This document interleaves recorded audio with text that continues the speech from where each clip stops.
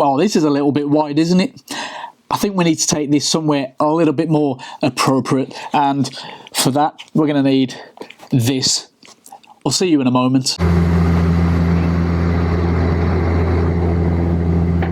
As you can see, we're in the Path train station, the World Trade Center, which is pretty awesome. But I'm afraid the weather is not really helping us out at all this trip. But we're going to get some sample shots and see how we can get on. Of course, this thing is weather resistant, so it's ideal for photographing, for shooting wide scenes, even with pretty rough weather. But, you know, who really wants to be standing outside in the rain anyway? So let's crack on and see how it fares.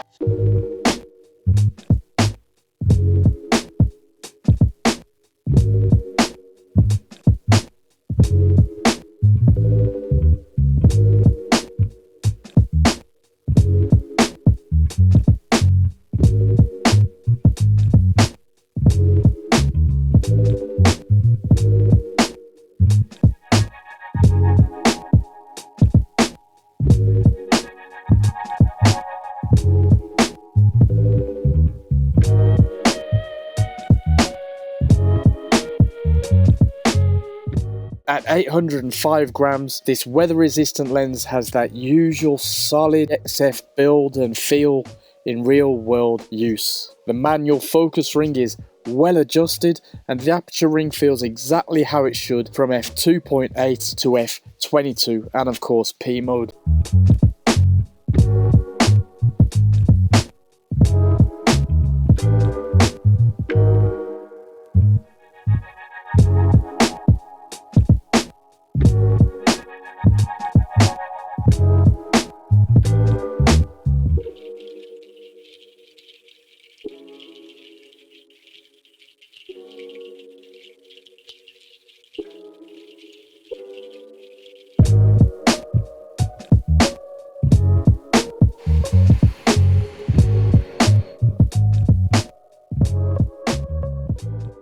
Considering this is a pro lens and a very nice one at that, I feel like the edges just aren't where I think they should be. What do you think? I mean, as you can see, we're still dealing with some pretty rough light, but at least it's not raining yet. But yeah, let me show you what I mean about the edges. Wide open.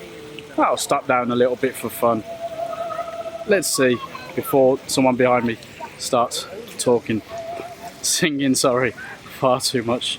Anyway, right, that side is definitely nicer.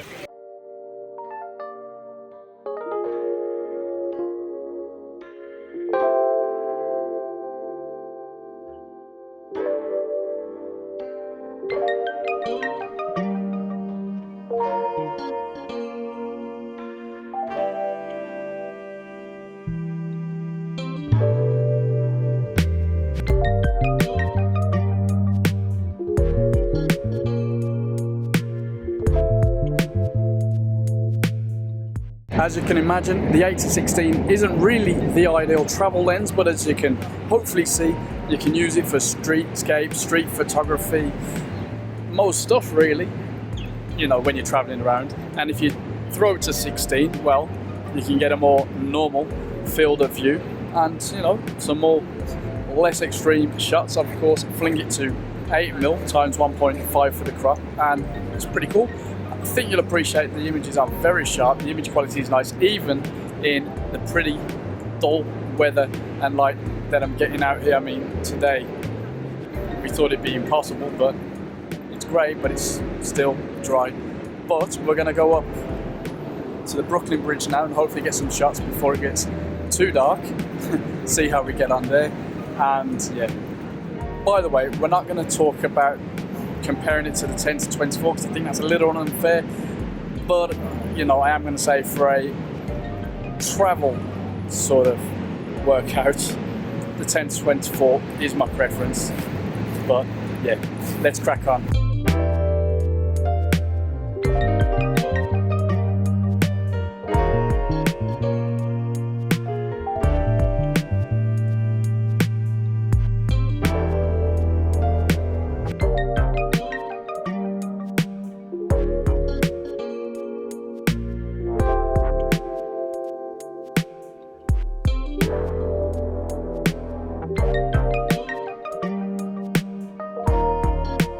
As you can guess by the amount of tourists that we are, I'm on the Brooklyn Bridge, so behind us we have Brooklyn, and over there is Manhattan. We're going to try and get some epic shots, so this is ideal for the wide angle, and maybe if I flip to 16 and possibly get some of these folk, I mean, you know, at 8 we're kind of getting there. Let's see what happens, because it's a bit hectic and there's too many people really for my liking for trying to get beaches. Ideally you'd come in the early hours, you know, but yeah, too busy for that.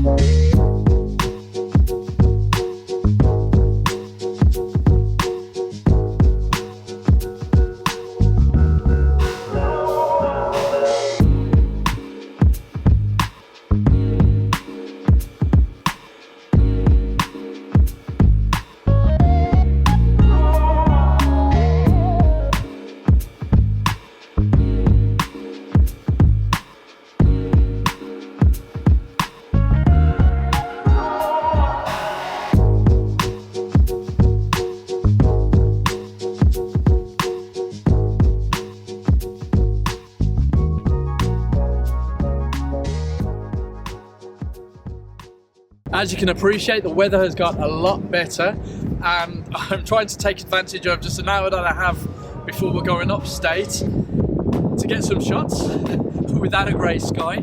Now you can see Manhattan over there. That way, if I shoot into the sun, I find that the lens handles it very well, real nice, stopping down, getting that flaring, sun, stars, whatever, trying a little bit of that out. Seems okay, to be fair. And then of course shooting that way towards Manhattan, easy. I'm having to push it to 16mm times 1.5 just to get closer, because obviously it's so wide, and with this huge expanse of water it's kind of tricky. Sorry about the noise. Anyway, I also left the wind protector for the mic, the wind muff, the dead cat, and yeah, anyway, all good. The lens performs well in relative extremes. Now, of course, throughout the week I've had some bad weather and the lens has held up well. The rain or whatever, although I haven't put it through too much hassle, it's been able to take the strain, so that's a nice bonus, and the 2.8 has helped me out, as you saw, around and about in darker situations. Now it'd be interesting to see how it fares with astrophotography and some more epic landscapes, but we've got to go upstate, so I'm going to make my way back through Hoboken over there, maybe get a few more shots hopefully. You know, it's pretty addictive, although it's a weighty thing, it's fine, you get used to it. I've got Peak Design strap here, which the eyelets have come loose, so I've had to add a little bit of extra security, which I need to do now actually, because it did fail on me, but I had it caught, no problem at all. Anyway, I'm waffling as usual, we need to crack on.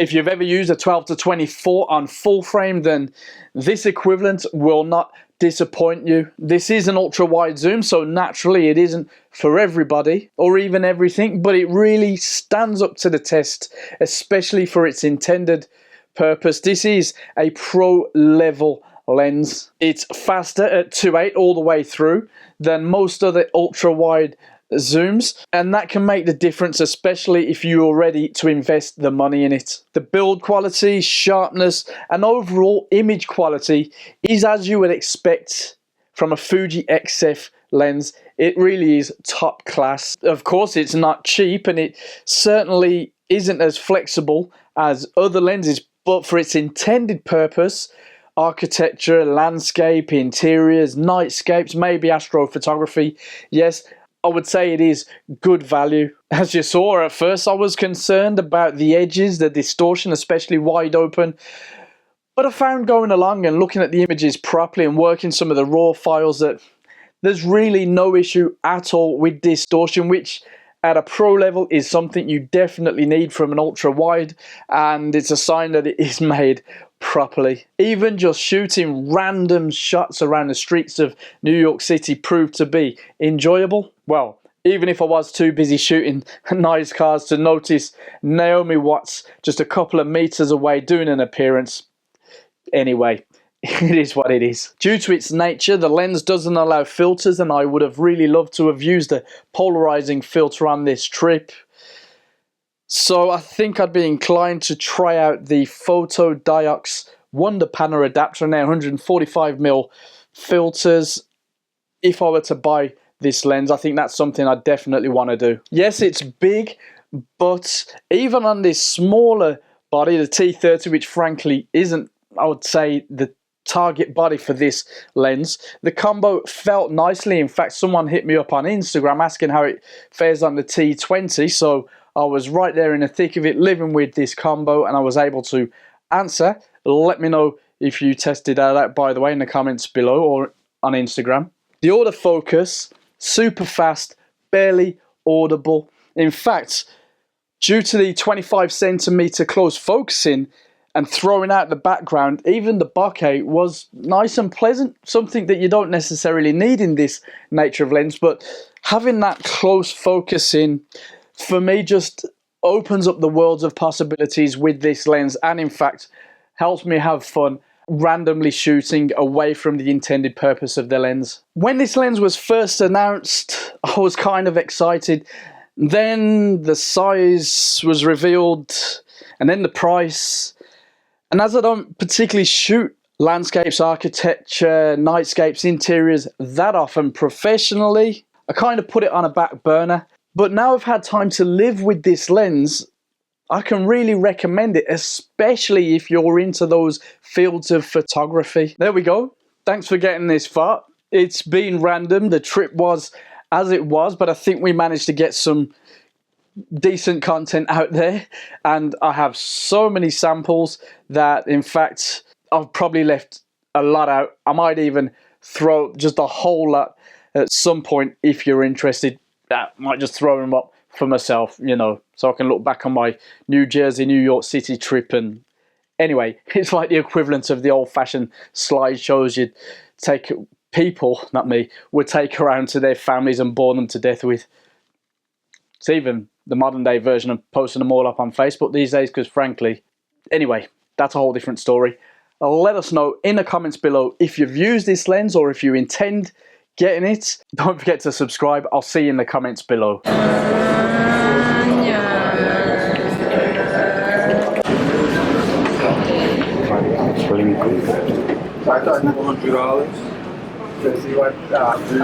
$100.